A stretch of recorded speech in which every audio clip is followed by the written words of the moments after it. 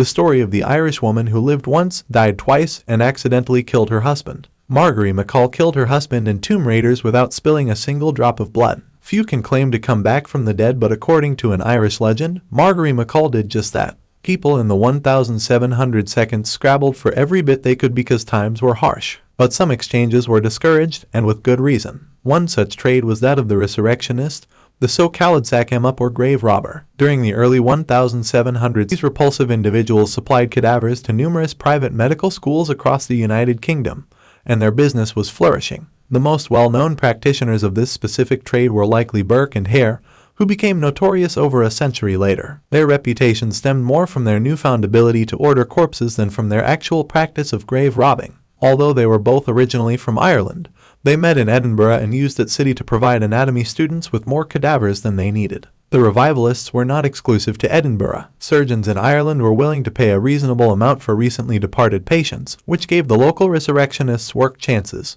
However, this practice turned out to be a hair-raising encounter for a particular group of criminals in Lurgan in 1705. Margery McCall was a doctor's wife. They were said to be extremely happy and to reside at Church Place, Lurgan, County Armagh. When Margery became unwell, her husband John was horrified. In the early 18th century, a lot of maladies that we would today consider trivial could be deadly, and the fever was an excellent way to treat many of these conditions. Regretfully, Margery passed away due to her fever and was laid to rest in the Shankill Church of Ireland Cemetery, which is in close proximity to her Church Place residence. That should have been the end of it. She was hurriedly buried out of concern for the fever spreading. Nonetheless, she went on to become one of the most well-known ladies in Lurgan and is still talked about today. There was quite a lot of commotion at the wake concerning a valuable ring that Margery was wearing. Many of the mourners tried in vain to prise the ring from her fingers, perhaps because they anticipated the possibility that grave robbers would desecrate Margery's resting place in order to steal the ring. Margery was buried still wearing her beautiful gold wedding ring.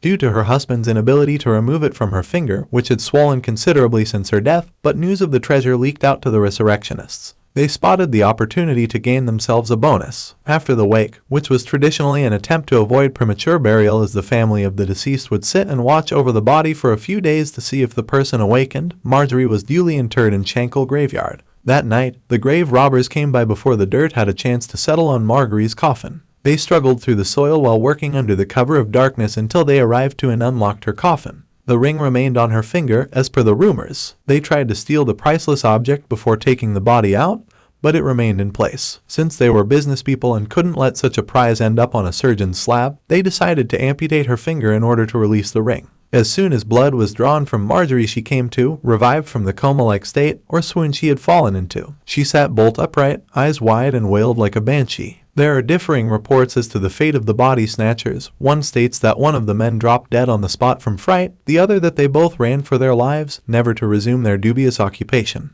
Whatever the truth of the matter, it's pretty certain that they'd never have forgotten that little misadventure. The bold Margery helped herself out of the ground and stumbled the short distance to her home. At home, her husband John was sitting with their children and relatives, bemoaning her passing and toasting her journey to a better place. When the door rapped 3 times, John, still racked with grief, exclaimed, "If your mother were still alive, I'd swear that was her knock." And sure enough, upon opening the door, John was confronted by his late wife, dressed in her burial clothes, dripping from her almost severed finger, but very much alive. John's response is disputed, but most tellings of this story agree that he dropped dead on the floor. Now there's a quandary, joy and sadness in equal measure for the rest of the family. Margery alive and relatively well, but John deader than Margery ever was. He was buried in the plot Margery had recently vacated. Margery went on to remarry and have several children, although it was rumored that she left the grave pregnant by an unspecified suitor. When she did finally die, she was returned to Shankill graveyard, and to this day her gravestone still stands. It bears the inscription, "Lived once, buried twice." She is still remembered by the townspeople of Lurgan today, and it's said that on occasion she can be seen wandering Shankill Cemetery, perhaps looking for those who wronged her.